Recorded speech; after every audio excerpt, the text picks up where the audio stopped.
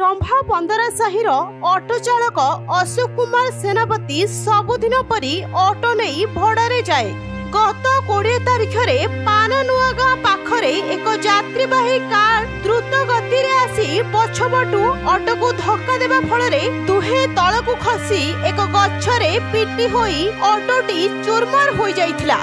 ऑटोरे बसिथिबा 4 जण यात्री आहत होइथिले एवं ऑटो चालक गुरुतर होइथिबारु तांकु खलिकोट हॉस्पिटल को निया जाइथिला। अधिक चिकित्सा पई अशोकंकु ब्रह्मपुर स्थानांतर करे जाइथिला किंतु अधा बाटरे तांकर मृत्यु होइथिला।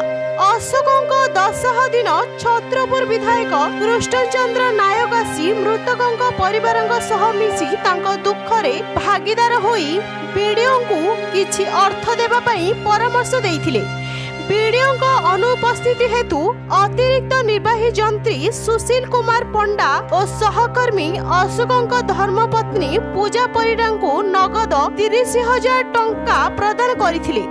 एथिसह विधायक प्रतिनिधि मानस रंजन नाहक, सानरामचंद्रपुर पंचायत सरपंच प्रतिनिधि रमाकांत नायक, मंडल सभापति सीमांचल बाड़तिया, रंभा एनएसी अध्यक्ष प्रतिनिधि कान्हा स्वाई, उपाध्यक्ष कालिया तरेई, घनश्याम बेहेरा, केदार बारिक, दिलीप नायक, दिवाकर तरेई, टूना बाड़तिया, पिंटू सासमल, अलेख जाली, सुदर्शन दास, नारायण परिडा प्रमुख उपस्थित रही। गंजाम रंभारू बनवासी सेठी रिपोर्ट न्यूज.in।